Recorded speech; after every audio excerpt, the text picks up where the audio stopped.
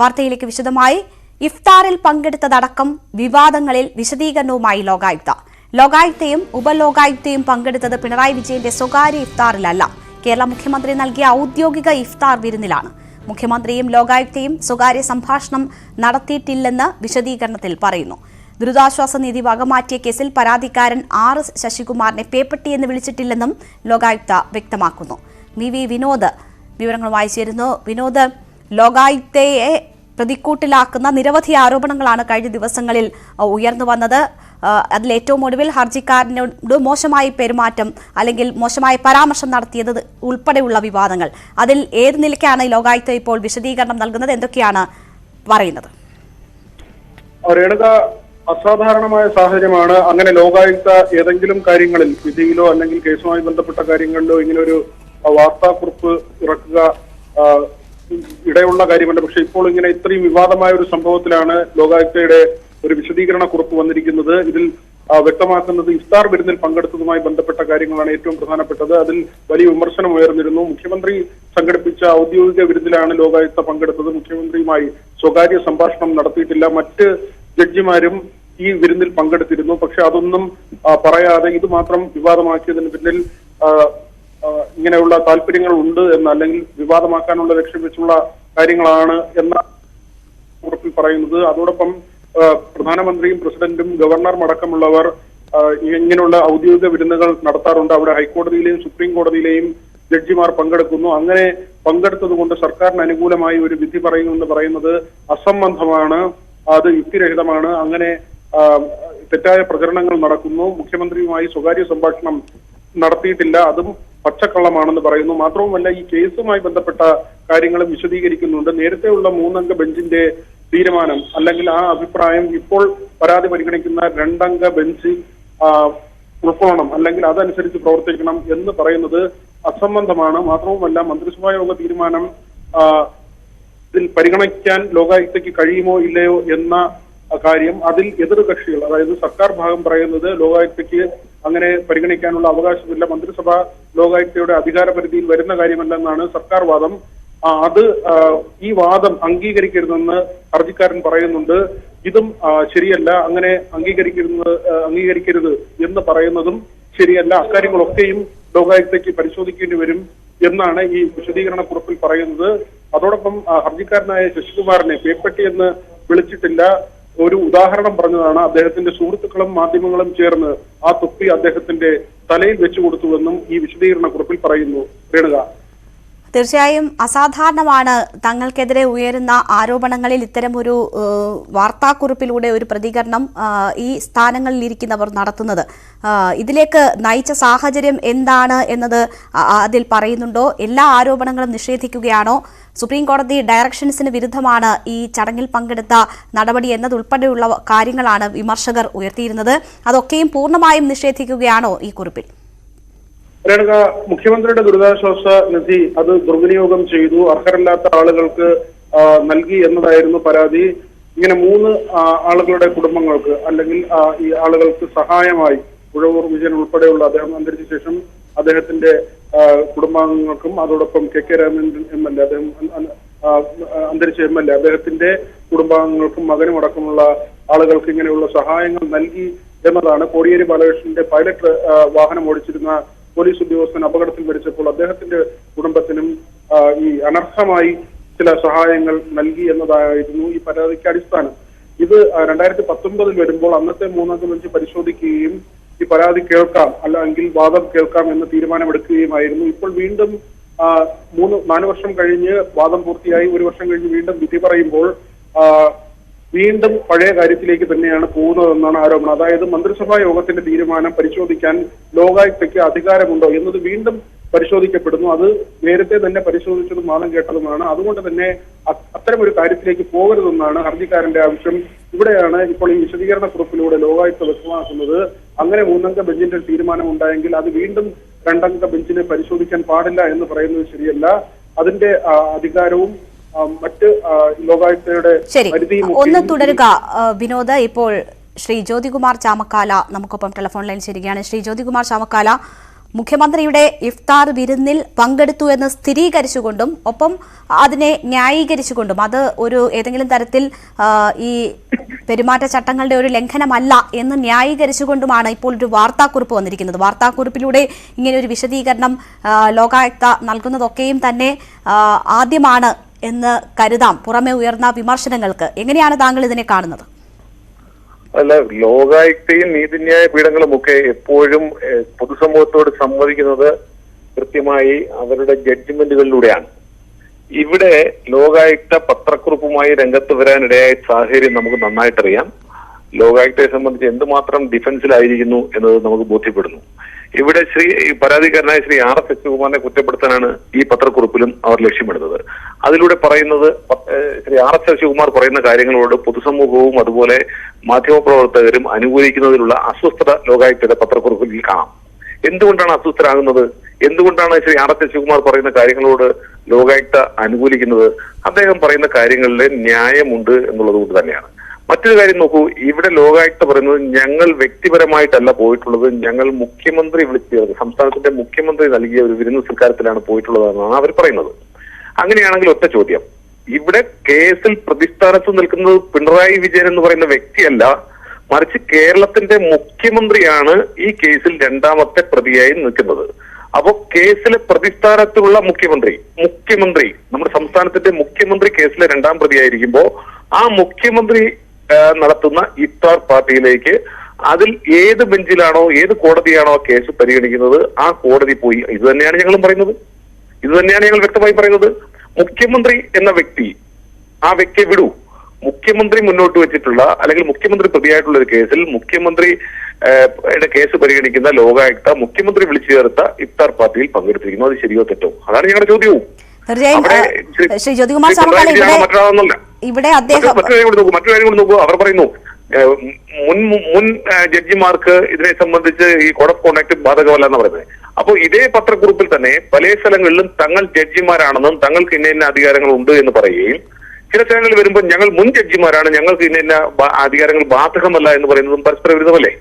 അപ്പോ ലോകായുക്ത ഇത്തരത്തിൽ മാത്രവുമല്ല മനുഷ്യാവകാശ കമ്മീഷൻ, അഡ്മിനിസ്ട്രേറ്റീവ് ട്രിബ്യൂണൽ ചെയർമാൻ, പിന്നാക്ക വിഭാഗ കമ്മീഷൻ ചെയർമാൻ എന്നീ ജഡ്ജിമാരും മുഖ്യമന്ത്രിയുടെ ഇഫ്താറിൽ പങ്കെടുത്തു എന്ന് ചൂണ്ടിക്കാട്ടി കൂടിയാണ് അതിനെ ന്യായീകരിക്കാൻ ശ്രമിക്കുന്നത്. ഇവിടെ ഇപ്പോൾ ലോകായുക്ത പങ്കെടുത്തത് വിവാദമാകുന്നത് മുഖ്യമന്ത്രിക്കെതിരായ ഒരു കേസ് പരിഗണിച്ച് അതിൽ വിധി പറയാനിരിക്കുന്ന ഒരു സാഹചര്യം എന്നതുകൊണ്ട് കൂടിയാണ്. പക്ഷെ അതൊക്കെ മാറ്റിവെച്ചുകൊണ്ട് വിരുന്നിൽ പങ്കെടുത്ത മറ്റ് കമ്മീഷൻ ചെയർമാൻമാരെ കോട്ട് ചെയ്യുകയാണ് ലോകായുക്ത ചെയ്തിരിക്കുന്നത്. അവരെ കൂടി വഷളാക്കാനുള്ള ലക്ഷണമാണ് ലോകായുക്ത കാണിക്കുന്നത്. ഞാൻ ഒരു ഉദാഹരണം കൂടി പറഞ്ഞ് അവസാനിപ്പിക്കാം. ഇവിടെ ഈ അടുത്ത സമയത്താണ് നമുക്കറിയാമല്ലോ, കണ്ണൂർ സർവകലാശാലയിലെ വൈസ് ചാൻസലർ നിയമനവുമായി ബന്ധപ്പെട്ടാണ് ഗവർണർ ആദ്യമായി സർക്കാരിനെതിരെ പരസ്യമായി രംഗത്ത് വന്നത്. അത് 2021 ഡിസംബർ മാസം 8-ാം തീയതി ആയിരുന്നു. അത് അതിനുശേഷമാണ് ഇതിന്റെ തർക്കങ്ങളെല്ലാം പുറത്തു വന്നത്. അതിനെ തുടർന്ന് അദ്ദേഹത്തിന്റെ നിയമനവുമായി ബന്ധപ്പെട്ട കേസ് ഇവിടെ കഴിഞ്ഞു. അത് സുപ്രീം കോടതിയുടെ പരിഗണനയിലാണ്. സുപ്രീം കോടതിയുടെ പരിഗണനയിൽ കണ്ണൂർ സർവകലാശാലയുടെ വൈസ് ചാൻസലറുടെ നിയമനവുമായി ബന്ധപ്പെട്ട കേസ് പരിഗണനയിലിരിക്കെ അതേ ബെഞ്ചിനെ കൊണ്ട്, അതേ ജഡ്ജിയെ കൊണ്ട് കണ്ണൂർ സർവകലാശാലയിലെ ഒരു ലോ ഡിപ്പാർട്ട്മെന്റ് അഥവാ ഡിപ്പാർട്ട്മെന്റ് ഓഫ് ലോ അല്ലെങ്കിൽ സ്കൂൾ ഓഫ് ലോ, ആ സ്കൂളിലെ ഒരു സെമിനാർ ഉദ്ഘാടനം ചെയ്യിക്കാൻ, ഓൺലൈനായി സെമിനാർ ഉദ്ഘാടനം ചെയ്യാൻ തീരുമാനിച്ചു. അതിന്റെ ബ്രോഷർ അടിച്ചു, എല്ലാം വിതരണം ചെയ്തു. അദ്ദേഹത്തെ പോയി ക്ഷണിച്ചു. അദ്ദേഹം പങ്കെടുക്കാമെന്ന് സമ്മതിച്ചു. കോടതി ബഹുമാനപ്പെട്ട സുപ്രീം കോടതി ജഡ്ജി പങ്കെടുക്കാമെന്ന് സമ്മതിച്ചു. എന്നാൽ KSUവിന്റെ സംസ്ഥാന വൈസ് പ്രസിഡന്റ് ഇതുമായി ബന്ധപ്പെട്ട് ഇങ്ങനെ ഒരു കേസ് പരിഗണനയിലിരിക്കെ ഈ സെമിനാറിൽ പങ്കെടുക്കുന്നത് ശരിയല്ല, നിയമപ്രകാരം ശരിയല്ല എന്ന് കോടതിയെ ബോധ്യപ്പെടുത്തപ്പോൾ കോടതി തന്നെ എനിക്ക് തെറ്റുപറ്റിയെന്ന് ഓപ്പൺ കോർട്ടിൽ പറയുകയും ഞാൻ ഇങ്ങനെ ഈ ഒരു കേസ് പരിഗണനയിലുള്ള കാര്യം അറിഞ്ഞിരുന്നില്ല എന്ന് പറയുകയും അതുകൊണ്ട് തന്നെ ഞാൻ ഈ പരിപാടിയിൽ പങ്കെടുക്കില്ല എന്ന് ഓപ്പൺ കോർട്ടിൽ പരസ്യമായി പറഞ്ഞ സാഹചര്യം വരെ ഉണ്ട്. അതും ഇതുമായി കമ്പയർ ചെയ്ത് നോക്കൂ. അവിടെ വന്നതിന് സമാനമായ കേസല്ലേ ഇവിടെ? മുഖ്യമന്ത്രി പ്രതിയായിട്ടുള്ള കേസിൽ ആരാണോ കേസ് പരിഗണിക്കുന്നത് ആ ജഡ്ജി തന്നെ അദ്ദേഹം നൽകുന്ന വിരുന്ന് സൽക്കാരത്തിൽ പങ്കെടുക്കുന്നു. ഇത് ഗൗരവമുള്ള വിഷയമാണ്. അത് ശരിവെച്ചിരിക്കുകയാണ് വീണ്ടും ഈ പത്രക്കുറിപ്പിലൂടെ. തീർച്ചയായും അത് ശരിവെക്കുന്നത് കൂടിയാണ് വാർത്താക്കുറിപ്പെന്ന് നമുക്ക് പറയാം. മറ്റൊന്ന്, ഇതുപോലെ വാദത്തിനിടെ RS ശശികുമാറിനെ പേപ്പട്ടി എന്ന് പരാമർശിച്ചു എന്ന വാർത്തയാണ്. അതിനും ഒരു സ്ഥിരീകരണം എന്ന നിലയിൽ തന്നെയാണ് ഈ പത്രക്കുറിപ്പിൽ പറയുന്നത്. ഒരു ഉദാഹരണം പറഞ്ഞത് മാത്രമാണ്. പരാതിക്കാരന്റെ സുഹൃത്തുക്കളും മാധ്യമങ്ങളും ചേർന്ന് ആ തൊപ്പി അദ്ദേഹത്തിന്റെ ശിരസിൽ അണിയിച്ചതാണ്. കക്ഷികളുടെ ആഗ്രഹവും താല്പര്യവും അനുസരിച്ച് ഉത്തരവിടാൻ ലോകായുക്തയെ കിട്ടില്ല എന്നും പറയുന്നു. അപ്പോൾ അങ്ങനെ ഒരു ഉദാഹരണം അവിടെ ലോകായുക്തയുടെ ഭാഗത്തു നിന്നും ഉണ്ടായി എന്ന ഒരു സ്ഥിരീകരണം കൂടിയാണ്. പക്ഷേ അത് ചാർത്തിക്കൊടുത്തത് താങ്കൾ ഉൾപ്പെടെയുള്ള സുഹൃത്തുക്കളും മാധ്യമങ്ങളുമാണ് എന്നും പറയുന്നു. താങ്കൾ എന്ത് വിശ്വസിക്കുന്നു ഇതിൽ നിന്ന്? താങ്കൾക്ക് എന്താണ് ബോധ്യപ്പെടുന്നത്? ഞാൻ ചോദിക്കട്ടെ, ഈ ഇന്ത്യയിലെ ജുഡീഷ്യറിയുടെ ചരിത്രത്തിൽ ഇന്ന് വരെ ഒരു വാദി നീതി തേടി ഒരു കോടതിയെ സമീപിച്ചാൽ ആ വാദി ഒരു ജഡ്ജിമെന്റ് വരുമ്പോ അല്ലെങ്കിൽ ആ ജഡ്ജിമെന്റിന്റെയായ സാഹചര്യത്തെ സംബന്ധിച്ച് തന്റെ വ്യത്യസ്തമായ അഭിപ്രായം തുറന്നു പറയുമ്പോൾ ആ വാദിയെ പേപ്പട്ടി എന്ന് വിളിക്കുന്ന ചരിത്രം ഇന്ത്യയുടെ ജുഡീഷ്യറി ചരിത്രത്തിൽ താങ്കൾക്കൊന്ന് ചൂണ്ടിക്കാണിക്കാമോ? എന്തിന്റെ പേരിലാവട്ടെ. ഇനി അങ്ങനെ വന്നിട്ടുണ്ടെങ്കിൽ ഞങ്ങൾ അങ്ങനെയല്ല ഉദ്ദേശിച്ചത്, ഞങ്ങൾ അതിൽ നിന്ന് പിന്മാറുന്നു, അങ്ങനെ വാക്ക് ഉപദേശിച്ചത് അദ്ദേഹത്തെ ഉദ്ദേശിച്ചല്ല എന്ന് എന്തുകൊണ്ട് ഇന്നത്തെ പത്രക്കുറിപ്പിൽ പറഞ്ഞില്ല? തിരിച്ച് ഞാൻ ചോദിക്കട്ടെ, ഇവിടെ ഞാൻ പറയാനാണെങ്കിൽ എന്തെല്ലാം പറയാനുണ്ട്. അവിടെ ഈ കേസ് അതിൽ ഏതെങ്കിലും തരത്തിൽ ഖേദം പ്രകടിപ്പിക്കുകയല്ല, അങ്ങനെ ഉണ്ടായിട്ടില്ല എന്ന് അതിനെ ന്യായീകരിക്കുക കൂടിയാണ്. അത് മറ്റുള്ളവരുടെ ഉത്തരവാദിത്തം അല്ലെങ്കിൽ മറ്റുള്ളവരുടെ ചുമലിലാണ് അതിന്റെ ഉത്തരവാദിത്തം. അങ്ങനെ അദ്ദേഹത്തെ അധിക്ഷേപിച്ചതാക്കിയിട്ടുണ്ടെങ്കിൽ എന്നുകൂടി പരാമർശിക്കുകയാണ് പത്രക്കുറിപ്പ്. ഞാൻ താങ്കളിലേക്ക് തിരിച്ചെത്താം. ഇപ്പോൾ ശ്രീ ആർ എസ് ശശികുമാർ നമുക്കൊപ്പം ടെലിഫോൺ ലൈനിൽ ചേരുകയാണ്. ശ്രീ ആർ എസ് ശശികുമാർ, താങ്കളാണല്ലോ പരാതിക്കാരൻ. മുഖ്യമന്ത്രി വിളിച്ച ചടങ്ങിലാണ് പങ്കെടുത്തത്. പിണറായി വിളിച്ച സ്വകാര്യ ചടങ്ങിനല്ല എത്തിയത് എന്നതാണ് ഇഫ്താർ ചടങ്ങിൽ പങ്കെടുത്തതിൽ ലോകായുക്തയ്ക്കുള്ള വിശദീകരണം. എന്ത് തോന്നുന്നു? അല്ല, ഞാൻ ഇത് ഒരു കുറ്റബോധം കൊണ്ടാണ് ആദ്യം ഇത്തരത്തിലൊരു പ്രസ്താവന ഇറക്കുന്നത്. ഞാൻ ഒരു കോടതിയും പ്രസ് റിലീസ് ഇറക്കി തങ്ങളുടെ ഭാഗം ന്യായീകരിക്കുന്നത് കാണുന്നത് ചരിത്രത്തിൽ ആദ്യമാണ്. ഒരു ന്യായാധിപൻ സംസാരിക്കേണ്ടത്, അതില്ലെങ്കിൽ പൊതുജനത്തോട് സംവാദിക്കേണ്ടത് വിധിന്യായത്തിലൂടെയാണ്. ആ വിധിന്യായത്തിലൂടെ ജനത്തിന് അതിന്റെ ശരിയും തെറ്റും ബോധ്യപ്പെടും. അതിനുവേണ്ടി പത്രക്കുറിപ്പ് ഇറക്കുന്നത് രാഷ്ട്രീയ പാർട്ടികളോ അല്ലെങ്കിൽ സർക്കാരോ ആണ്. ആ നിലയിലേക്ക് ഇത് ഇപ്പോൾ നമ്മുടെ ലോകായുക്തയിൽ എത്തിച്ചേർന്നിരിക്കുന്നു. ഞാൻ പറയട്ടെ, അദ്ദേഹം പേപ്പട്ടി എന്ന പ്രയോഗം നടത്തിയത് ആരും ഓപ്പൺ കോടതിയിലല്ലേ പറഞ്ഞത്? അതൊരു ഉദാഹരണം പറഞ്ഞത് മാത്രമാണെന്ന് പറയുന്നു. താങ്കളുടെ കൂട്ടുകാരും താങ്കളുടെ സുഹൃത്തുക്കളും മാധ്യമങ്ങളും ചേർന്നാണ് ആ തൊപ്പി താങ്കളുടെ തലയിൽ വെച്ച് തന്നത്. കോടതി ഒരു ഉദാഹരണം പറയുക മാത്രമാണ് ചെയ്തത്. അല്ല, അങ്ങനെയാണെങ്കിൽ തന്നെ അങ്ങനെ ഒരു ഈ രീതിയിൽ ഉള്ള വിമർശനങ്ങൾ നടക്കുന്നത് തെറ്റാണെന്ന് പറയാമെന്നല്ലാതെ പേപ്പട്ടി എന്നൊരു പ്രയോഗം ഒരു ലോകായുക്ത നടത്തുന്നത് ശരിയാണോ എന്ന് അദ്ദേഹം സ്വയം തീരുമാനിക്കട്ടെ.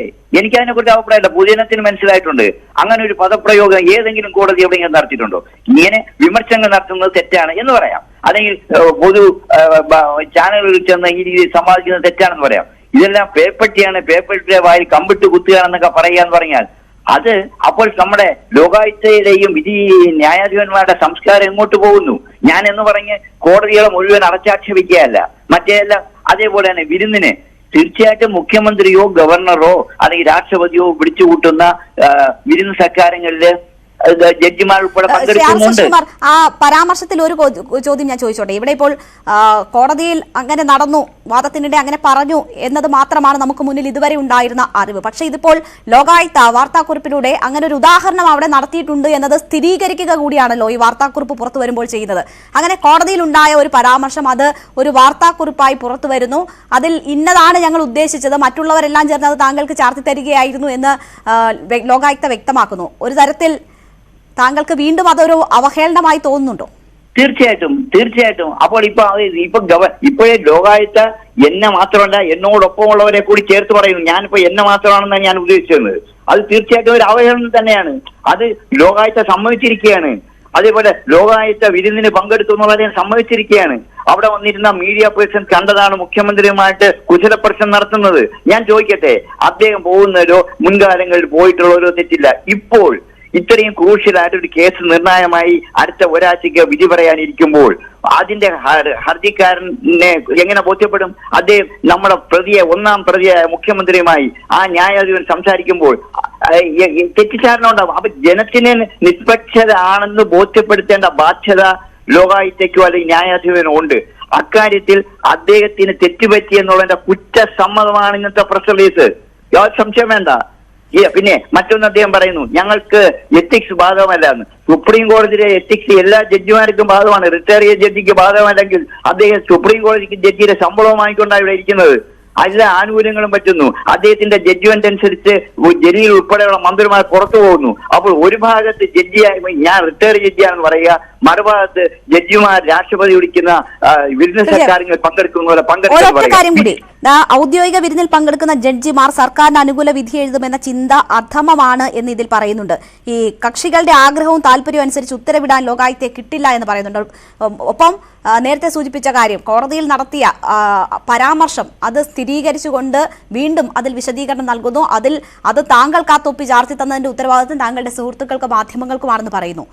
ഏതെങ്കിലും തരത്തിൽ താങ്കൾ ഇനി ഇതിൽ നിയമ നടപടിക്കോ മറ്റോ നീങ്ങാൻ സാധ്യതയുണ്ടോ? അല്ലെങ്കിൽ അങ്ങനെ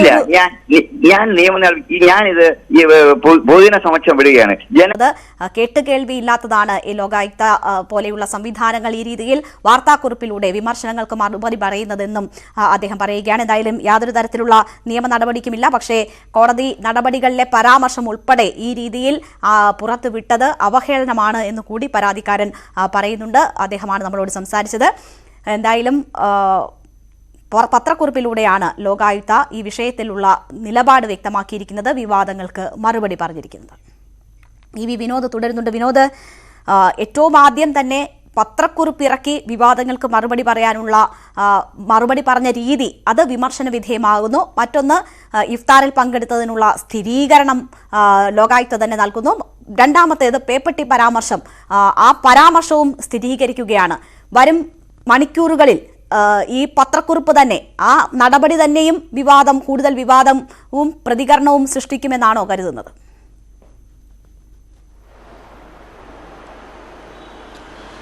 തീർച്ചയായും രേണുക, ഏത് സാഹചര്യത്തിലാണ് ലോകായുക്ത ഇങ്ങനെ ഒരു വാർത്താക്കുറിപ്പ് ഇറക്കിയതെന്നാണ് എന്ന കാര്യമാണ് ഏറ്റവും പ്രസക്തം. കാരണം അസാധാരണമായ സംഭവമാണ്. ഒരു നിയമ സംവിധാനം അല്ലെങ്കിൽ അങ്ങനെ ഒരു സ്ഥാപനം ഇത്തരത്തിലൊരു വാർത്താക്കുറിപ്പ് ഇറക്കേണ്ട സാഹചര്യം അത് തന്നെ വളരെ യാദൃശ്ചികം, അല്ലെങ്കിൽ അങ്ങനെ ഒരു നടക്കുന്ന ഒരു കാര്യമല്ല. ഹൈക്കോടതിയോ സുപ്രീം കോടതിയോ അല്ലെങ്കിൽ മറ്റു കോടതികളോ ഇങ്ങനെ സംഭവിക്കുന്ന ഒരു കാര്യമല്ല. അവിടെയാണ് ഇപ്പോൾ ലോകായുക്ത ഇങ്ങനൊരു വാർത്താക്കുറിപ്പ് ഇറക്കിയിരിക്കുന്നത്.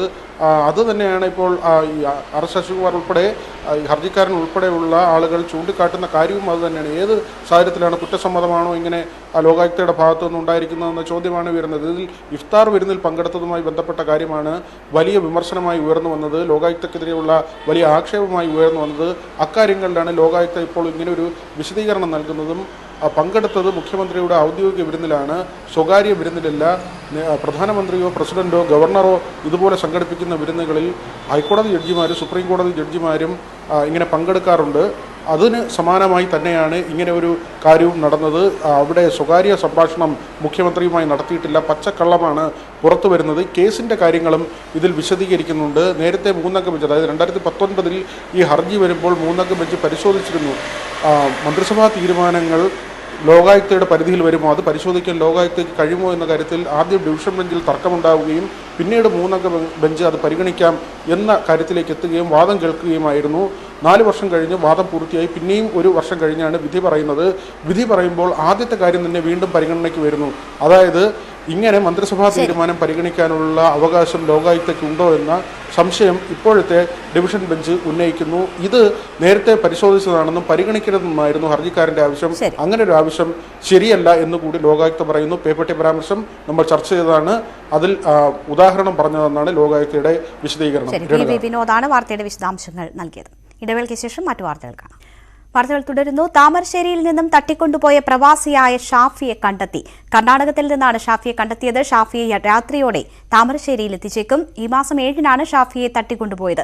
താമരശ്ശേരിയിൽ നിന്നും സിദ്ദിഖ് പന്നൂരും ടോം കുര്യാക്കോസും വിവരങ്ങളുമായി ചേരുകയാണ്. ആദ്യം സിദ്ദിഖിലേക്ക്. സിദ്ദിഖ്, ഷാഫിയെ കണ്ടെത്തിയിരിക്കുന്നു എന്നാണ് മനസ്സിലാക്കുന്നത്. സുരക്ഷിതനാണോ? ഇപ്പോൾ പോലീസ് സംഘത്തിനൊപ്പമാണോ ഷാഫി ഉള്ളത്?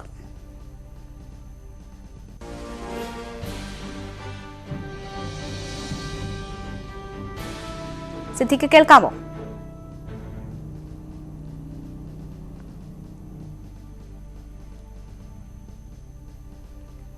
താമരശ്ശേരിയിൽ നിന്നും തട്ടിക്കൊണ്ടുപോയ പ്രവാസി ഷാഫിയെ കണ്ടെത്തിയിരിക്കുന്നു. കർണാടകത്തിൽ നിന്നാണ് കണ്ടെത്തിയത്. ഷാഫിയെ രാത്രിയോടെ താമരശ്ശേരിയിൽ എത്തിച്ചേക്കും. ഈ മാസം 7-നാണ് ഷാഫിയെ തട്ടിക്കൊണ്ടുപോയത്. താമരശ്ശേരിയിൽ നിന്നും സിദ്ദിഖ് പന്നൂരാണ് നമുക്കൊപ്പമുള്ളത്. സിദ്ദിഖ്, കേൾക്കാമോ?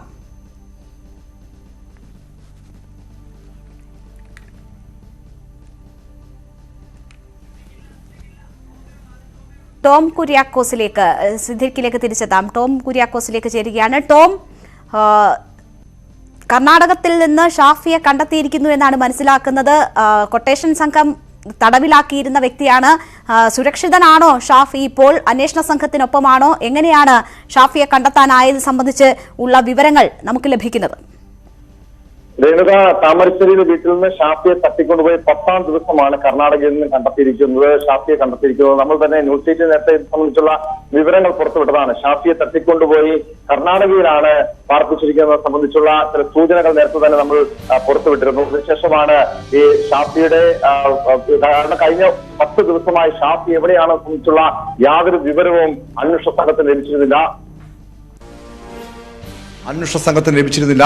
അവസാനം ഷാഫിയെ തട്ടിക്കൊണ്ടുപോയി 6ാം ദിവസമാണ് ന്യൂസ് 18 ഷാഫിയുടെ ആദ്യ വീഡിയോ പുറത്തുവിട്ടത്. അതായത് ഷാഫിയെ തട്ടിക്കൊണ്ടുപോയ കൊട്ടേഷൻ സംഘം, ആ കൊട്ടേഷൻ സംഘത്തിന്റെ സൗദിയിൽ നിന്നും അയച്ചു തന്ന, ഈ കൊട്ടേഷൻ സംഘത്തെ നിയന്ത്രിക്കുന്ന ഒരു വ്യക്തി സൗദിയിൽ നിന്നും അയച്ചു തന്ന വീഡിയോ ആയിരുന്നു ന്യൂസ് 18 ആദ്യമായി, അതായത് 6ാം ദിവസം പുറത്തുവിട്ടത്. കഴിഞ്ഞ വ്യാഴാഴ്ച പുറത്തുവിട്ടത്. വെള്ളിയാഴ്ച 2ാമത്തെ വീഡിയോയും പുറത്തുവിട്ടു. ഷാഫി തന്നെ പറയുന്നുണ്ട്, സൗദിയിൽ നിന്നും കടത്തിക്കൊണ്ടുവന്ന സൗദി രാജകുടുംബത്തിന്റെ 325 കിലോ സ്വർണ്ണ കവർച്ചയുമായി ബന്ധപ്പെട്ട തർക്കമാണ് തട്ടിക്കൊണ്ടുപോകലിന് പിന്നിലെന്ന സംബന്ധിച്ചുള്ള ചില സൂചനകൾ ഷാഫി അന്ന് തന്നെ പുറത്തുവിട്ടത്. ഷാഫിയും സഹോദരനും ചേർന്നാണ് ആ സ്വർണം കേരളത്തിലേക്ക് കടത്തിക്കൊണ്ടുവന്നത്. അതിന്റെ വിരോധം തീർക്കുക, അതിന്റെ 4/1 വിഹിതമായിട്ടുള്ള 20 കോടി രൂപ ലഭിക്കുന്നതിന് വേണ്ടിയാണ് തന്നെ തട്ടിക്കൊണ്ടുവന്നത് എന്നത് സംബന്ധിച്ചുള്ള വിവരങ്ങളായിരുന്നു ഷാഫി അന്ന് ആ വീഡിയോയിൽ പങ്കുവച്ചിരുന്നത്. 2ാം ദിവസം ഷാഫി തന്റെ സഹോദരനായിട്ടുള്ള നൌഫലിനെതിരെയും വെളിപ്പെടുത്തൽ നടത്തിക്കൊണ്ടുള്ള 2ാമത്തെ വീഡിയോ ന്യൂസ് 18 തന്നെയാണ് പുറത്തുവിട്ടത്.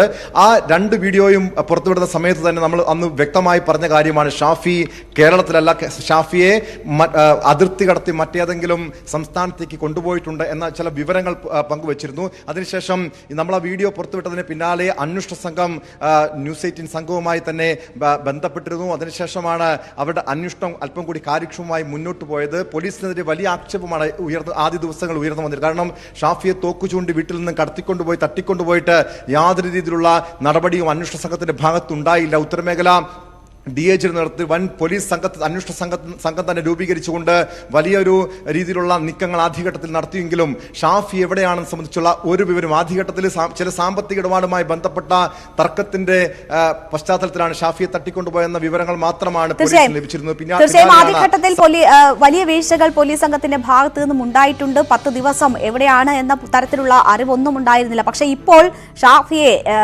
അപകടമൊന്നുമില്ലാതെ രക്ഷിക്കാനായിട്ടുണ്ടെങ്കിൽ അത് അന്വേഷണ സംഘത്തെ സംബന്ധിച്ച് നേട്ടവുമാണ്. സിദ്ദിഖ് കൂടി നമുക്കൊപ്പം ചേരുകയാണ്. അതിനുശേഷം ഞാൻ ടോമിലേക്ക് എത്താം. സിദ്ദിഖ്, എന്താണ് ലഭ്യമാകുന്ന വിവരങ്ങൾ? ഇയാളെ ഷാഫിയെ സുരക്ഷിതനായി തന്നെ അന്വേഷണ സംഘത്തിന് പിടികൂടാനായിട്ടുണ്ടോ? കൊട്ടേഷൻ സംഘത്തിന്റെ തടവിലായിരുന്നു. അവർ ഭീഷണിപ്പെടുത്തുന്ന തരത്തിലുള്ള വീഡിയോകൾ എടുത്ത് ന്യൂസ് 18 ഉൾപ്പെടെ അവർ എത്തിക്കുന്നതൊക്കെ നമ്മൾ കണ്ടതാണ്. അവരിൽ നിന്നും എങ്ങനെ ഷാഫിയെ രക്ഷിക്കാനായി എന്നാണ് നമുക്ക് ലഭിക്കുന്ന വിവരങ്ങൾ? ഈ ഓപ്പറേഷൻ സംബന്ധിച്ച് എന്തെങ്കിലും അന്വേഷണ സംഘം പുറത്തുവിട്ടിട്ടുണ്ടോ? ഞാനിപ്പോൾ ഉള്ളത് താമരശ്ശേരി DYSP ഓഫീസിൽ തന്നെയാണ്. പോലീസ് ഉദ്യോഗസ്ഥർ, DYSP ഉൾപ്പെടെയുള്ള ഉന്നത ഉദ്യോഗസ്ഥരെല്ലാം ഇവിടെയുണ്ട്. ഇത് എവിടെയാണ്, എങ്ങനെയാണ് എന്നതിനെ കുറിച്ചുള്ള വ്യക്തമായ വിവരങ്ങളൊന്നും അന്വേഷണ സംഘം ഇപ്പോൾ പുറത്തുവിടുന്നില്ല. ഷാഫി ഇവിടേക്ക് വന്നുകൊണ്ടിരിക്കുന്നു, ഏതാനും സമയങ്ങൾക്കുള്ളിൽ ഇവിടെ എത്തും എന്നുള്ള ഒരു മറുപടി മാത്രമാണ് ഉദ്യോഗസ്ഥർ തരുന്നത്. നമുക്ക് മനസ്സിലാകുന്നത് കർണാടകയിലെ ദക്ഷിണ കന്നഡ ജില്ലയിൽ ഉൾപ്പെട്ട ഏതൊരു ഭാഗത്താണ് ഷാഫിയെ കണ്ടെത്തിയത് എന്നാണ്. ഇവിടെ പോലീസ് പിന്തുടരുന്നുണ്ട് എന്ന് മനസ്സിലാക്കിയപ്പോൾ കൊട്ടേഷൻ സംഘം ഷാഫിയെ ഉപേക്ഷിച്ച് കളഞ്ഞതാവാം എന്ന ഒരു സൂചനയും നമുക്ക് ലഭിക്കുന്നുണ്ട്. ഏതായിരുന്നാലും ഷാഫിയെ കണ്ടെത്തിയിരിക്കുന്നു എന്നുള്ള വിവരം താമരശ്ശേരി DYSP ഉൾപ്പെടെയുള്ളവർ സ്ഥിരീകരിക്കുന്നുണ്ട്. എന്നാൽ എങ്ങനെ, ഏത് രീതിയിൽ എന്നുള്ള കാര്യങ്ങളൊന്നും ഇപ്പോൾ പറയാൻ കഴിയില്ല. എത്തിക്കും എന്ന് പറയുന്നുണ്ടോ അന്വേഷണ സംഘം? അവരിങ്ങോട്ട് പുറപ്പെട്ടിട്ടുണ്ട്, ഇവിടെ എത്തിക്കൊണ്ടിരിക്കുകയാണ് എന്നുള്ളൊരു മറുപടിയാണ് നമുക്ക് നൽകുന്നത്. നമ്മൾ മനസ്സിലാക്കുന്നത് കണ്ണൂർ IG ഓഫീസിലോ അതല്ലെങ്കിൽ വടകര SP ഓഫീസിലോ എത്തിക്കുകയും അവിടുന്ന് ഉന്നത ഉദ്യോഗസ്ഥർ ഉൾപ്പെടെ വിശദമായ കാര്യങ്ങളൊക്കെ മനസ്സിലാക്കി മൊഴിയെടുത്തതിന് ശേഷമായിരിക്കും താമരശ്ശേരിയിലേക്ക് എത്തുക എന്നും ഒരു സൂചനയുണ്ട്.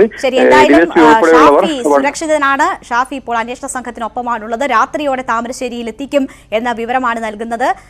ടോമിലേക്ക് ഒരിക്കൽ കൂടി. ടോം, ന്യൂസ് 18 വാർത്തയുൾപ്പെടെ ഈ ഷാഫിയെ കണ്ടെത്തുന്നതിൽ നിർണായകമായിട്ടുണ്ട്. ന്യൂസ് 18 ആണ് 2 തവണയും ആദ്യം ഷാഫിയുടേതായ വീഡിയോ പുറത്തുവിടുന്നത്. ഒരുപക്ഷെ അത് പിന്തുടർന്നുള്ള അന്വേഷണം തന്നെ ആയിരിക്കാം ഇപ്പോൾ ഷാഫിയിലേക്ക് എത്തിച്ചിരിക്കുന്നതും സുരക്ഷിതനായി ഷാഫിയെ നാട്ടിലേക്ക് കൊണ്ടുവരാൻ വഴിയൊരുക്കിയതും. ഇതിന്റെ ഈ സംഭവവുമായി ബന്ധപ്പെട്ട് ഒരുപാട് ദുരൂഹതകൾ നിലനിന്നിരുന്നു. സഹോദരനുമായി ബന്ധപ്പെട്ടും ഒക്കെ ആരോപണങ്ങളും പ്രത്യാരോപണങ്ങളും ഒക്കെ ഉണ്ടായിരുന്നു. അതിലൊക്കെ ഇനി ഷാഫിയെ ചോദ്യം ചെയ്യുമ്പോൾ ചുരുളഴിയും എന്നാണോ കരുതുന്നത്? അവിശ്വസനീയമായിരുന്നു ഷാഫിയുടെ വീഡിയോയിൽ പറയുന്ന 325 കിലോ സ്വർണം തട്ടി എന്നത് ഉൾപ്പെടെയുള്ള കാര്യങ്ങൾ. അതിലൊക്കെയും ഷാഫിയെ ചോദ്യം ചെയ്യുമ്പോഴായിരിക്കുമോ വ്യക്തത വരിക?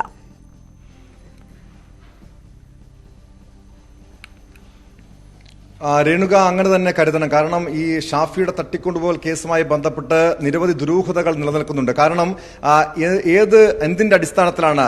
ഏതെങ്കിലും വ്യക്തിപരമായ വിരോധമാണോ അതോ സാമ്പത്തിക ഇടപാടാണോ ഈ സ്വർണ്ണമോഷണമാണോ ഈ തട്ടിക്കൊണ്ടുപോകലിന് പിന്നിലെന്ന കാര്യത്തിൽ ഇപ്പോഴും ഒരു വ്യക്തത വന്നിട്ടില്ല. ഷാഫി തടങ്കലിൽ വെച്ചുള്ള ഷാഫിയുടെ 2 വീഡിയോ സന്ദേശങ്ങൾ മാത്രമാണ് ലഭിച്ചിരിക്കുന്നത്. അതിൽ ഷാഫി സമ്മർദ്ദത്തിന് വഴങ്ങി, ഇവരുടെ ഭീഷണിക്ക് വഴങ്ങിയുള്ള ഒരു വെളിപ്പെടുത്തലുകളാണ് നടത്തിയത്.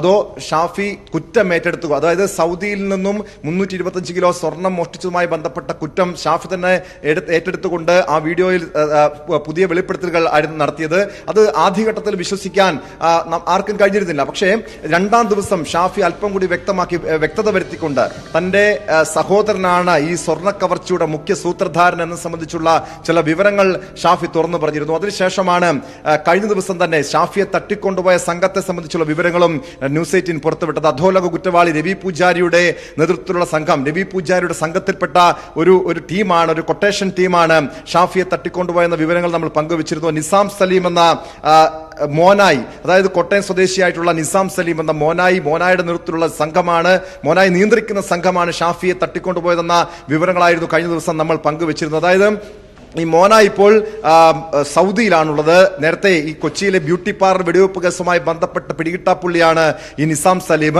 അതിനുശേഷം പിടികിട്ടാപ്പുള്ളിയായി അയാളെ പ്രഖ്യാപിച്ചതിന് പിന്നാലെയായിരുന്നു നിസാം സലീം സൗദിയിലേക്ക് കടന്നത്. നിസാം സലീം സൗദിയിൽ നിന്ന് നിയന്ത്രിക്കുന്ന ഒരു സംഘമാണ് ഈ ഷാഫിയെ തട്ടിക്കൊണ്ടുപോയതെന്ന വ്യക്തമായ വിവരങ്ങൾ അന്വേഷണ സംഘത്തിന് ലഭിച്ചിരുന്നു. ഇതിന്റെ അടിസ്ഥാനത്തിലാണ് ഇവരെ കേന്ദ്രീകരിച്ച് പോലീസിന്റെ ഭാഗത്തു നിന്നും കൂടുതൽ നീക്കങ്ങൾ ഉണ്ടായത്. അതായത് കാസർഗോഡ് ഒരു വിഭാഗം ടീം, ഒരു കൊട്ടേഷൻ ടീമാണ്. ഇവരെ നിയന്ത്രിക്കുന്നത് നിസാം സലീമാണ്. ഇത്തരം വിവരങ്ങളാണ് ആദ്യഘട്ടത്തിൽ അന്വേഷണ സംഘത്തിൽ ലഭിച്ചത്.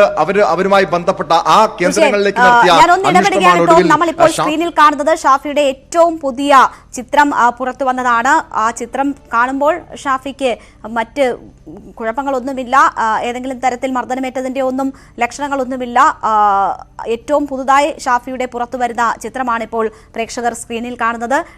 ടോം, ഈ വീഡിയോ വരുമ്പോഴും നമുക്ക് വലിയ രീതിയിലുള്ള ആശങ്കകൾ ഉണ്ടായിരുന്നു. ഇയാൾ സുരക്ഷിതനായിരിക്കുമോ എന്ന കാര്യത്തിൽ. കാരണം ഭീഷണിപ്പെടുത്തി തരത്തിൽ ഓരോന്ന് പറയിപ്പിച്ചുകൊണ്ടുള്ള വീഡിയോ ആയിരുന്നു. അതിൽ ആ ജീവൻ അപകടത്തിൽപ്പെടുമോ എന്ന തരത്തിലുള്ള ആശങ്ക പല ഘട്ടത്തിലും തോന്നിച്ചിരുന്നു. പക്ഷേ ഇപ്പോൾ ഏറ്റവും ഒടുവിൽ വരുന്ന ഫോട്ടോയിലും ഷാഫിക്ക് വലിയ പ്രശ്നങ്ങളൊന്നും തന്നെ കാണുന്നില്ല. അപ്പോൾ ഈ കസ്റ്റഡിയിൽ അല്ലെങ്കിൽ കൊട്ടേഷൻ സംഘത്തിന്റെ കസ്റ്റഡിയിൽ തടവിലായിരിക്കുമ്പോൾ വലിയ ശാരീരിക മർദ്ദനങ്ങളൊന്നും ഏറ്റിട്ടുണ്ടാകില്ല എന്നാണോ കരുതുന്നത്?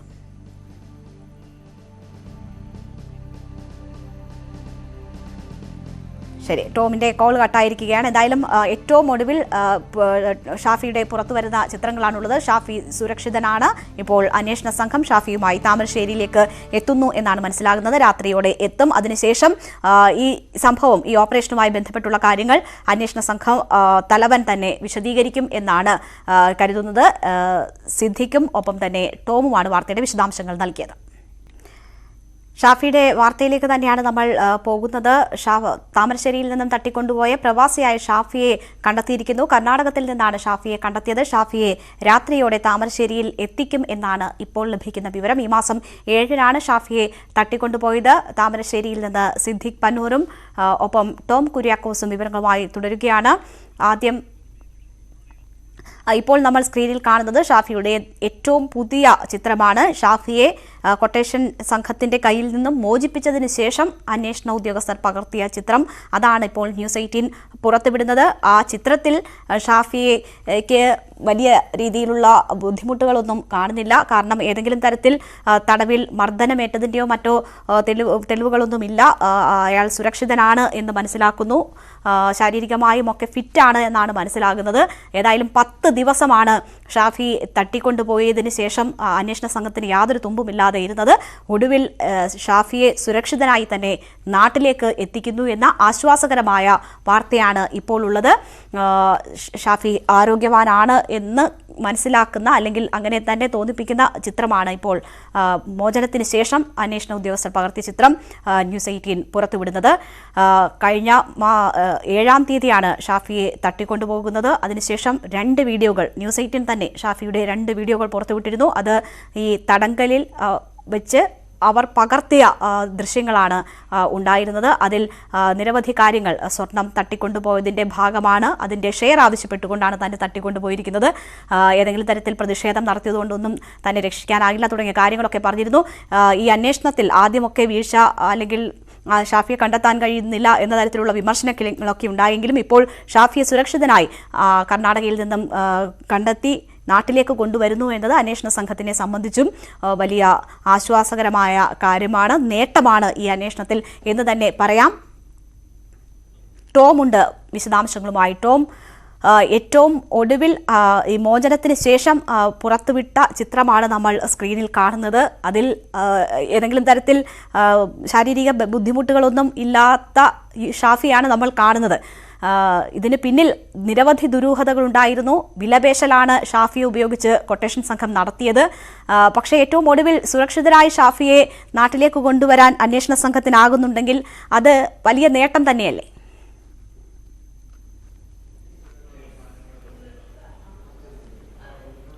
രേണുക, എന്തായാലും ഇതിനു മുൻപ് നമുക്ക് അറിയാം, സംസ്ഥാനത്തെ സ്വർണ്ണക്കടത്തുമായി ബന്ധപ്പെട്ട് നിരവധി യുവാക്കളെ കൊട്ടേഷൻ സംഘങ്ങൾ തട്ടിക്കൊണ്ടുപോവുകയും കോഴിക്കോട്ടെ കാസർകോട്ടെ 2 യുവാക്കൾ കൊല ചെയ്യപ്പെടുകയും സംഭവങ്ങളെല്ലാം സമീപകാലത്തുണ്ടായതാണ്. കാസർഗോഡ് സ്വദേശി സിദ്ദിഖിനെ കഴിഞ്ഞ വർഷമാണ് കൊട്ടേഷൻ സംഘം, അതായത് സ്വർണ്ണക്കടത്തുമായി ബന്ധപ്പെട്ട് തട്ടിക്കൊണ്ടുപോയ കൊട്ടേഷൻ സംഘം കൊല ചെയ്തത്. കോഴിക്കോട്ടെ ഇർഷാദ് എന്ന യുവാവിനെ കൊല ചെയ്തത്. പക്ഷേ അത്തരത്തിൽ പല ആശങ്കകളും നിലനിന്നിരുന്നു. എന്നാൽ ഷാഫിയെ മോചിപ്പിക്കാൻ കഴിഞ്ഞത് തന്നെ വലിയ നേട്ടമായി തന്നെ കരുതുന്നു. പക്ഷേ ഈ കൊട്ടേഷൻ സംഘം, ഇപ്പോൾ നമ്മൾ ന്യൂസ് 18 ഇപ്പോൾ പുറത്തുവിട്ടിരിക്കുന്ന ഷാഫിയുടെ ഏറ്റവും പുതിയ ചിത്രം, അത് കൊട്ടേഷൻ സംഘം അയച്ചു തന്നതാണ്. ഷാഫിയെ മോചിപ്പിച്ച ശേഷം പകർത്തിയ ചിത്രമാണിത്. അതായത് ഷാഫി ആരോഗ്യവാനാണ്, തങ്ങളുടെ പക്കൽ നിന്നും ഷാഫി പോകുമ്പോൾ ആരോഗ്യവാനാണ് എന്ന് സ്ഥാപിക്കാൻ വേണ്ടി അവരെടുത്ത ചിത്രമാണ്.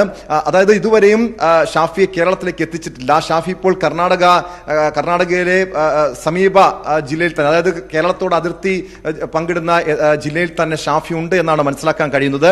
രാത്രിയോടുകൂടി ഷാഫിയെ താമരശ്ശേരിയിൽ എത്തിക്കും. എന്തായാലും അന്വേഷണ സംഘം ഇതുമായി ബന്ധപ്പെട്ട ഇനി നിരവധി കാര്യങ്ങൾ അന്വേഷിച്ചറിയേണ്ടതുണ്ട്. കാരണം എന്തിനാണ് ഷാഫിയെ തട്ടിക്കൊണ്ടുപോയത്, ആരാണ് കൊണ്ടുപോയത്, കൊട്ടേഷൻ നൽകിയത് ആര്, ഇത്തരം വിവരങ്ങൾ മനസ്സിലാക്കേണ്ടിയിരിക്കുന്നു. എന്തായാലും കൊട്ടേഷൻ സംഘത്തിൽ നിന്ന് ലഭിച്ചൊരു ചില വിവരങ്ങൾ ഇതാണ്.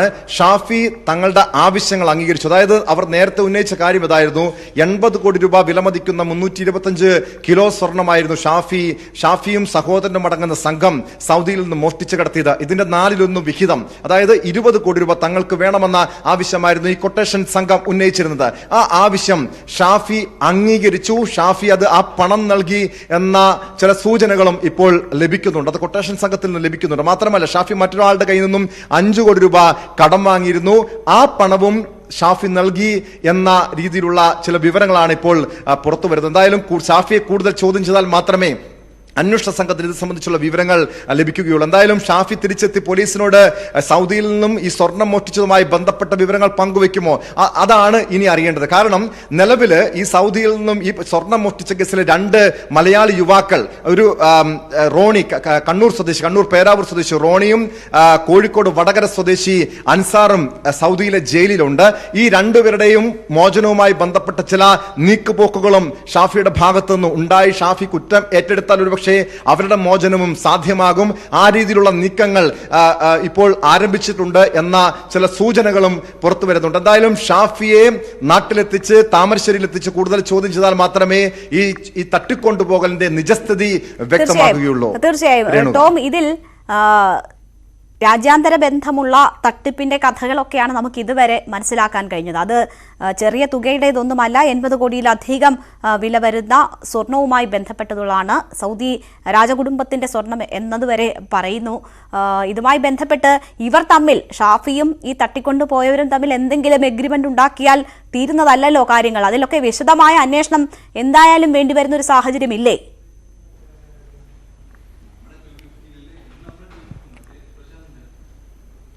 രേണുക അതുതന്നെയാണ്. കാരണം ഷാഫിയുടെ കുടുംബാംഗങ്ങൾ, പ്രത്യേകിച്ച് നൌഫൽ, ഷാഫിയുടെ സഹോദരൻ നൌഫൽ ഇന്നലെ മാധ്യമങ്ങൾക്ക് മുന്നിൽ പ്രത്യക്ഷപ്പെട്ടുകൊണ്ട് കഴിഞ്ഞ ദിവസം മാധ്യമങ്ങൾക്ക് മുന്നിൽ പ്രത്യക്ഷപ്പെട്ട് നടത്തിയ ഒരു വാർത്താ സമ്മേളനത്തിൽ അദ്ദേഹം പറഞ്ഞ കാര്യം ഇതായിരുന്നു.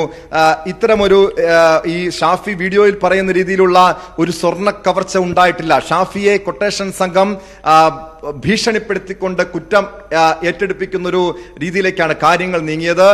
താനും സഹോദരൻ ഷാഫിയും യാതൊരു വിധത്തിലുള്ള ഈ സ്വർണ്ണക്കടത്തിലും പങ്കാളികളായിട്ടില്ല എന്നായിരുന്നു നൌഫലിന്റെ തുറന്നു പറച്ചിൽ. പക്ഷേ ആ കുടുംബാംഗങ്ങളുടെ, ഷാഫിയുടെ കുടുംബാംഗങ്ങൾ ഉൾപ്പെടെ ഈ ഒരു കവർച്ചയുമായി ബന്ധപ്പെട്ട വിവരങ്ങൾ അറിയാമായിരുന്നു എന്ന ചില സൂചനകളുണ്ട്. പക്ഷേ എന്തായാലും ആ രീതിയിലുള്ള ഒരു അന്വേഷണം നിലവിൽ കേരള പോലീസിന്റെ ഭാഗത്തു നിന്നും ഉണ്ടായിട്ടില്ല. കാരണം നിലവിലും സൗദി പോലീസ് ഈ കേസ് അന്വേഷിക്കുന്നുണ്ട്. 2017 325 കിലോ സ്വർണം സൗദിയിൽ നിന്ന് മോഷ്ടിച്ചു കൊണ്ടുവന്നത് ആ സൗദി രാജകുടുംബത്തിന് എന്ന് പറയുന്ന സ്വർണ്ണമാണ്. അതുകൊണ്ട് തന്നെ സൗദി പോലീസ് വളരെ കാര്യക്ഷമമായിട്ട് തന്നെയായിരുന്നു ആ കേസ് അന്വേഷിച്ചത്. അന്ന് സൗദിയിൽ നിന്നും ഈ സ്വർണം കേരളത്തിലേക്ക് കടത്താൻ സഹായിച്ച സൗദി വിമാനത്താവളത്തിലെ കാർഗോ വിഭാഗത്തിൽ ജോലി ചെയ്തിരുന്ന 2 യുവാക്കളെ ഉടൻ തന്നെ സൗദി പോലീസ് അന്ന് കസ്റ്റഡിയിലെടുത്തിരുന്നു, അറസ്റ്റ് ചെയ്തിരുന്നു. അവർ ഇപ്പോൾ സൗദിയിലെ ജയിലിലാണ്.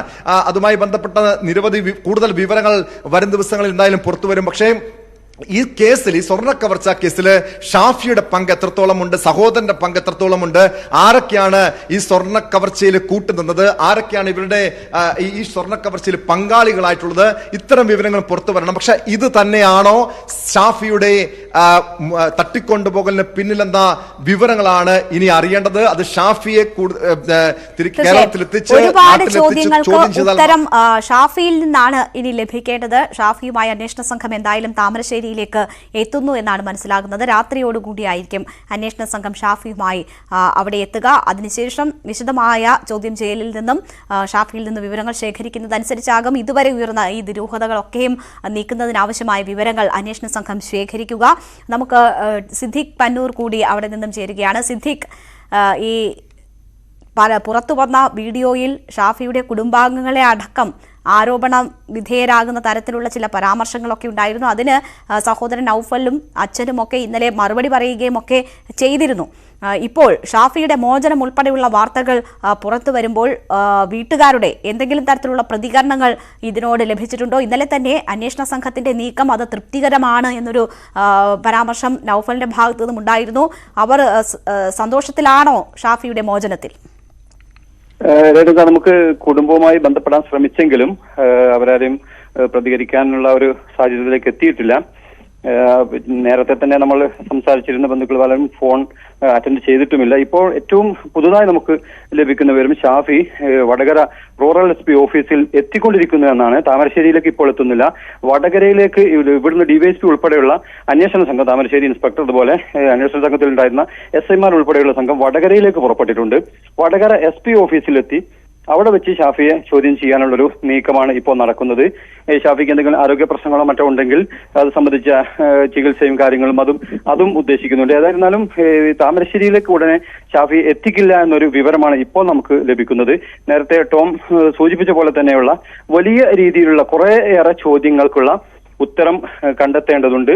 എന്നാൽ പോലീസിന്റെ ഏറ്റവും പ്രധാനപ്പെട്ട ഒരു ദൗത്യം, ലക്ഷ്യം ഷാഫിയെ കണ്ടെത്തുക എന്നുള്ളത് മാത്രമായിരുന്നു.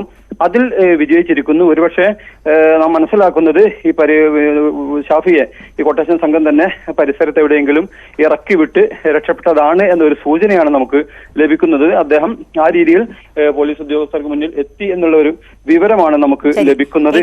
ഷാഫി അന്വേഷണ ഉദ്യോഗസ്ഥരുടെ പക്കൽ എത്തി എന്നതുൾപ്പെടെയുള്ള കാര്യങ്ങളിൽ ഇനിയും വ്യക്തത വരേണ്ടതുണ്ട് എന്നാണ് സിദ്ദിഖ് ഇപ്പോൾ നൽകുന്ന വിവരം. ഷാഫിയുടേതായി സ്ക്രീനിൽ കാണുന്ന ഏറ്റവും പുതിയ ചിത്രം, അത് നേരത്തെ ആദ്യം അന്വേഷണ ഉദ്യോഗസ്ഥർ നൽകിയതാണ് എന്ന് പരാമർശിച്ചുവെങ്കിലും ഏറ്റവും ഒടുവിൽ ലഭിക്കുന്ന വിവരം അനുസരിച്ച് അത് കൊട്ടേഷൻ വരെ ഷാഫിയെ തട്ടിക്കൊണ്ടുപോയവർ എടുത്ത ചിത്രമാണ്. അവരുടെ കസ്റ്റഡിയിൽ ഉണ്ടായിരുന്നപ്പോൾ, അവരുടെ തടങ്കലിലുണ്ടായിരുന്നപ്പോൾ ഷാഫി ആരോഗ്യവാനാണ്.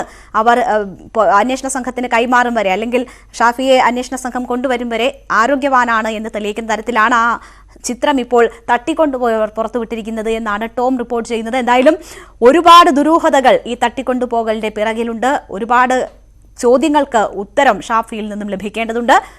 താമരശ്ശേരിയിലേക്കല്ല, വടകരയിലേക്കാണ് ഷാഫിയെ കൊണ്ടുവരുന്നത് എന്നാണ് മനസ്സിലാകുന്നത്. അവിടെ SP ഓഫീസിൽ എത്തിച്ച് കൂടുതൽ ചോദ്യം ചെയ്യൽ നടക്കും എന്നാണ് സിദ്ദിഖ് റിപ്പോർട്ട് ചെയ്തത്. സിദ്ദിഖും ഒപ്പം തന്നെ ടോം കുര്യാക്കാസുമാണ് വാർത്തയുടെ വിശദാംശങ്ങൾ നൽകിയത്. വാർത്തകൾ തുടരുന്നു. എലത്തൂർ ട്രെയിൻ തീവയ്പ് കേസിന്റെ ഭീകരവാദ ബന്ധം സംബന്ധിച്ച് ന്യൂസ് 18 പുറത്തുവിട്ട വാർത്ത സ്ഥിരീകരിച്ച് പ്രത്യേക അന്വേഷണ സംഘ തലവൻ ഷാറൂഖ് സൈഫിയുടെ ഭീകരവാദ ബന്ധം സ്ഥിരീകരിച്ചതായും പ്രതി ഹൈലി റാഡിക്കലൈസ്ഡ് ആണെന്നും ADGP MR അജിത് കുമാർ വ്യക്തമാക്കി. പ്രതി ആദ്യമായാണ് കേരളത്തിലേക്ക് എത്തിയതെന്നും പ്രാദേശിക സഹായം സംബന്ധിച്ച ചോദ്യങ്ങളോട് ഇപ്പോൾ പ്രതികരിക്കാനാവില്ലെന്നും ADGP പറഞ്ഞു. ദേശീയ അന്വേഷണ ഏജൻസിയെ ഉദ്ധരിച്ചുകൊണ്ട് നമുക്ക് ലഭ്യമായ സൂചനകൾ പ്രകാരം ഹൈലി റാഡിക്കലൈസ്ഡ് മൈൻഡ് സെറ്റ് ആയിരുന്നു ഈ പ്രതിക്ക് എന്ന കൃത്യമായ സൂചനകൾ നമുക്ക് ഉദ്യോഗസ്ഥരുടെ ഭാഗത്ത് നിന്ന് ലഭ്യമായിരുന്നു. പക്ഷേ അല്പസമയം മുമ്പാണ് ATSനെ ഉദ്ധരിച്ചുകൊണ്ട് ഏറ്റവും പുതിയ വിവരങ്ങൾ പുറത്തുവരുന്നത്. അതുമായി ബന്ധപ്പെട്ട സൂചനകളാണ് നമ്മൾ പ്രേക്ഷകരിലേക്ക് ഇപ്പോൾ എത്തിച്ചുകൊണ്ടിരിക്കുന്നതും. ATS ഇയാളെ പിടികൂടുന്ന സമയത്ത് തന്നെ വിശദമായി കുറച്ച് സമയം ചോദ്യം ചെയ്യാൻ കഴിഞ്ഞിരുന്നു. അപ്പോൾ ചോദ്യം ചെയ്യുന്ന ലഭ്യമായ സൂചനകളും ഒപ്പം തന്നെ ഇയാളുടെ പക്കൽ നിന്ന് പിടിച്ചെടുത്ത മൊബൈൽ ഫോണുകൾ വിശദമായി പരിശോധിക്കുകയും ചെയ്തതിൽ നിന്നാണ് ഇത്തരമൊരു കണ്ടെത്തലിലേക്ക് അന്വേഷണ ഏജൻസികൾ എത്തിയിരിക്കുന്നത്. ഏപ്രിൽ 6-ന് മഹാരാഷ്ട്ര ഭീകരവിരുദ്ധ സ്ക്വാഡിനെയും ദേശീയ അന്വേഷണ ഏജൻസിയെയും ഉദ്ധരിച്ചുകൊണ്ട് ന്യൂസ് 18 പുറത്തുവിട്ട ഈ വാർത്തയാണ് 10 ദിവസങ്ങൾക്കിപ്പുറം കേരള പോലീസിന്റെ പ്രത്യേക അന്വേഷണ സംഘത്തലവൻ ADGP MR അജിത് കുമാർ സ്ഥിരീകരിച്ചത്. സംസ്ഥാന ഏജൻസീസും കേന്ദ്ര ഏജൻസിയുമായിട്ട് ബന്ധപ്പെട്ടിട്ടുണ്ടായിരുന്നു. ഇതിന്റെയൊക്കെ ബേസിസിൽ കഴിഞ്ഞ 2 ആഴ്ചയായിട്ട് നടത്തിയിട്ടുള്ള കോംപ്രിഹെൻസീവ് ആയിട്ടുള്ള ഇൻഫർമേഷൻസിന്റെ ബേസിസിലാണ് നമ്മൾ ഇന്നലെ ഈ പറഞ്ഞ സെക്ഷൻ ആഡ് ചെയ്യാനായിട്ട് തീരുമാനിച്ചത്. ഇയാളാണ് കുറ്റകൃത്യം ചെയ്തതെന്നുള്ളത് വ്യക്തമായി തെളിഞ്ഞിട്ടുണ്ട്. പുള്ളി റാഡിക്കലൈസ്ഡ് ആണ്. പുള്ളി ഇത്തരം ഒരു കാര്യം ചെയ്യാൻ വേണ്ടി പ്ലാൻ ചെയ്ത് തന്നെയാണ് വന്നത്. അദ്ദേഹം ഇത്തരത്തിലുള്ള റാഡിക്കലൈസ്ഡ് വീഡിയോസ്, പ്രത്യേകിച്ച് സക്കീർ നായിക്ക്, ഇസ്സാർ അഹമ്മദ് എന്നൊക്കെ പറഞ്ഞ തുടങ്ങിയ ആൾക്കാരുടെ റാഡിക്കലൈസ്ഡ് ആൾക്കാരുടെ വീഡിയോസും മറ്റുമൊക്കെ നിരന്തരമായി നോക്കിയ ആളായിട്ടാണ് നമുക്ക് ഇതുവരെ മനസ്സിലായിട്ടുള്ളത്. പ്രതിയുടെ ഭീകരവാദ ബന്ധം സ്ഥിരീകരിച്ച പശ്ചാത്തലത്തിൽ ഷഹീൻ ബാഗിലടക്കം പ്രത്യേക അന്വേഷണ സംഘത്തിലെ ഉദ്യോഗസ്ഥർ പരിശോധനയുടെ ഭാഗമായി എത്തിയിട്ടുണ്ട്. ഷാരൂഖിന് +2 വിദ്യാഭ്യാസം മാത്രമാണുള്ളതെന്നും പ്രാദേശിക സഹായം ഉൾപ്പെടെയുള്ള കാര്യങ്ങൾ അന്വേഷണ പരിധിയിൽ ഉൾപ്പെട്ട കാര്യമായതിനാൽ കൂടുതൽ പ്രതികരണങ്ങൾക്ക് ഈ ഘട്ടത്തിൽ തയ്യാറല്ലെന്നും ADGP വ്യക്തമാക്കി. കേസുമായിട്ട് ബന്ധപ്പെട്ട് നമ്മൾ എല്ലാ കാലം അന്വേഷണം അത് അത്തരം കാര്യങ്ങൾ നമുക്കിപ്പോൾ വെളിവാക്കാൻ പറ്റില്ല. അതേസമയം കേസിൽ UAPA ചുമത്തിയ പശ്ചാത്തലത്തിൽ സംസ്ഥാന സർക്കാർ കേന്ദ്ര ആഭ്യന്തര വകുപ്പിന് ഇത് സംബന്ധിച്ച വിവരങ്ങൾ കൈമാറും. തുടർന്ന് കേന്ദ്ര സർക്കാരാകും ദേശീയ അന്വേഷണ ഏജൻസിക്ക് എലത്തൂർ കേസിന്റെ അന്വേഷണം ഏറ്റെടുക്കാനുള്ള അനുമതി നൽകുക. ദിവസങ്ങൾ മാത്രം നീളുന്ന ഔദ്യോഗിക നടപടിക്രമങ്ങൾക്കിപ്പുറം കേസ് അന്വേഷണം NIA ഏറ്റെടുക്കുമെന്നാണ് വിവരം. ന്യൂസ് 18 കോഴിക്കോട്. ലേഡീസ് ബാൻഡ് പൂർണ്ണമാകുന്നു. നമസ്കാരം.